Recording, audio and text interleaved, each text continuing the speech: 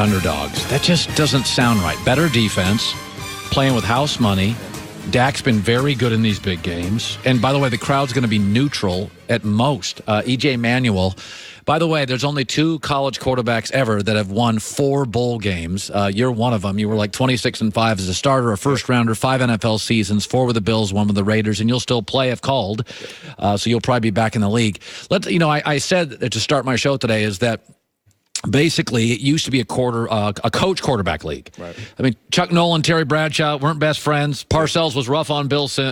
Yeah. Parcells, Mike Shanahan and John Elway didn't get along all the time. These days, if that thing doesn't work, and you're not like buds, like McVay and Goff or Jason and Dak, it doesn't work. Did you sense in college, Jimbo ran the show? Right.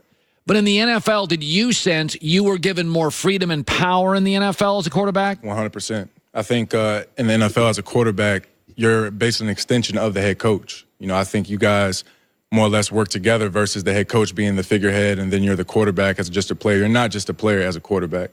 And I think your teammates also know that too. They know that if you say something or if you co-sign on something that the head coach says, everybody else will follow. It's funny that we're seeing now guys that have never even been coordinators get head coaching jobs. Yeah. Like, it's crazy, right? Some of it's because it's cyclical. We used to have old coaches. You used to have to win with defensive coaches. Then it was offensive coaches. Now it's young offensive coaches. Tell me the difference. Coaching in the NFL, I think, is harder. First of all, I think the talent's closer. It's not like Bama plays Kentucky. We know has better players. Right. What did you notice the difference between coaching in college and coaching in the NFL? Well, in NFL, you're dealing with grown men. You're dealing with men who have families, men who they're no longer in college. You're not an amateur athlete. You're a professional athlete. And obviously the head coach expects you to act that way. And so at the end of the day, that's how you earn your living. You know what I mean? So for a head coach in the NFL, all you really have to do is manage. Of course, you still make decisions and you have to make hard decisions sometimes as far as with personnel and things like that. General manager, you have scouting, you have all those different departments who can kind of help make those decisions for you. But as a head coach, you have to go out there. If you have great players, a guy like Sean McVay, he has great players around him.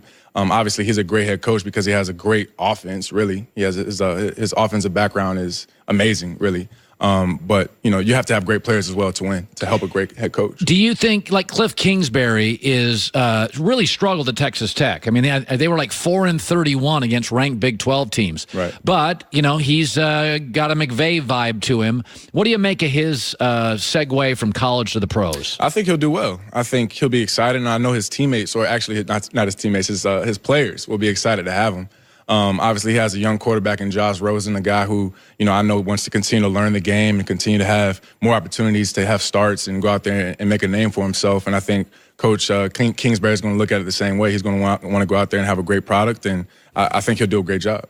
Let's go to the 4 games this weekend. Personnel on all these teams. All right, so the Colts are red hot. Yeah. Most of us, myself included, think they're a year away, 9 draft picks, $100 million in cap space from being frightening. Right. Like next year, they may be the favorite. Now, this year, I feel like Kansas City, it's their year. Right. When you look at that game, is there a place you lean? Well, I say Indy has the advantage a little bit because they played last week. I think a lot of times when you take a week off, sometimes you might come off that week and might be a little lethargic or whatever. Yeah. And obviously I know Kansas City is going to come out and be red hot. I mean, Patrick Mahomes is one of the best quarterbacks in the league in his second year in the NFL, his first year starting. So that says a lot about him, and he has great, talent around him. But I think sometimes when you have that week off, it's not always the most productive thing when you get into the playoffs. Now, fans think a bye week's a big advantage. Yeah. You didn't love it. I don't think so. And I've never been in the playoffs, so I can't speak. But I do know that when you have that week off or, 3-4 days off going into another week of practice, sometimes it's not always the best thing for you. And, I would be looking forward to see how Kansas City comes out early in that game. Yeah, so you think the Colts have a real shot?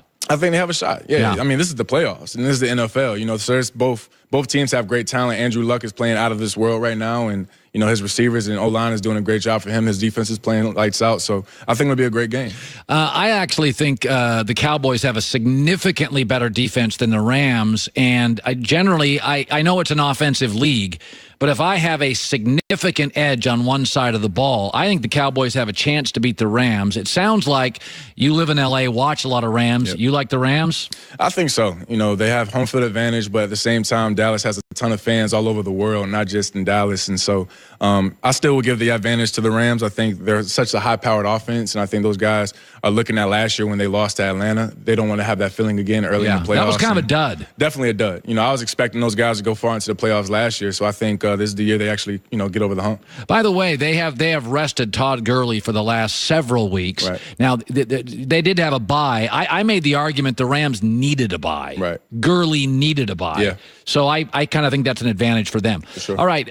You played in New England. Mm-hmm. Chargers have a lot of good players. They're going to New England. Yep. You, EJ, you played in the warm weather Florida State. Yeah. You've gone up to Foxborough when it's 27 degrees and faced Brady and Belichick. Yep. It's rough. Yeah, it is. And, obviously the Chargers are coming from here in L.A.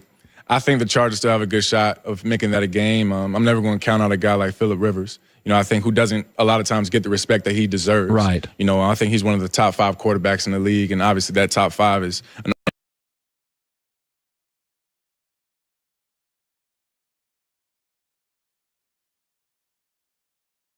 And by the way, he has like an incredible record against first and second year quarterbacks. Yeah. Did they schematically try to fool you? What did they do to fool you?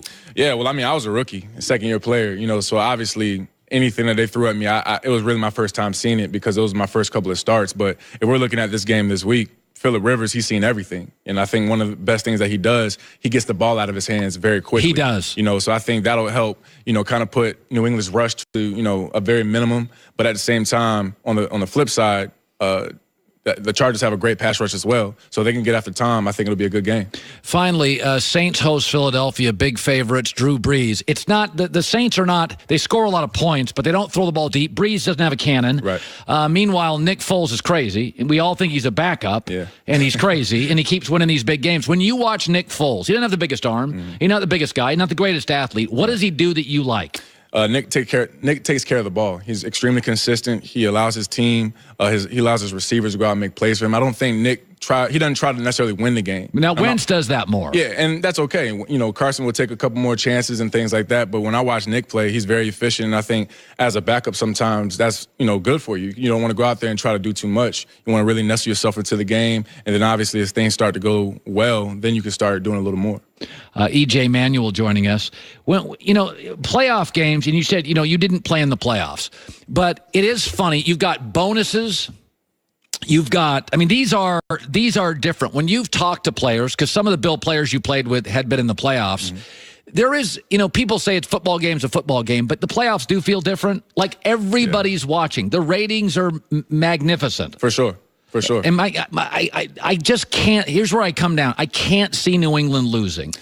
Yeah, a lot of teams say that before they get into the I think, anything can happen in those games. And a lot of times these games are decided by a field goal, as you saw in the Chicago game. Almost all of them. You know what I mean? So it comes down to really whoever that ball rolls to late in the game, whoever's, converting on third down when they really need it, whoever's converting down the red zone. So whoever's winning the turnover margin. I think teams that, if they don't turn the ball over, they keep the ball in their possession, they have a good chance of winning the game. By the way, New England's won 92% of the games at Foxborough when they score first, 13-2 in the playoffs. So they will be very ready to go offensively. New England wins games when they score first. Back-to-back Charger road trips. They could not travel further east than New England. EJ, it's great seeing you. Great seeing you too. Thanks, Carl. All right, coming up next hour, Kareem Jackson in studio, the Houston Texans. He faced Andrew Luck a couple of times this year, did not necessarily do well. He has faced Patrick Mahomes, Brady's, so he'll be coming up next. Dak, he faced Dak as well. The Washington Capitals take on the Boston Bruins, 10 Eastern, tonight's Discover Card Key matchup. Get your free credit scorecard today, even if you're not a Discover customer. Go to discover.com/credit scoreboard. Limitations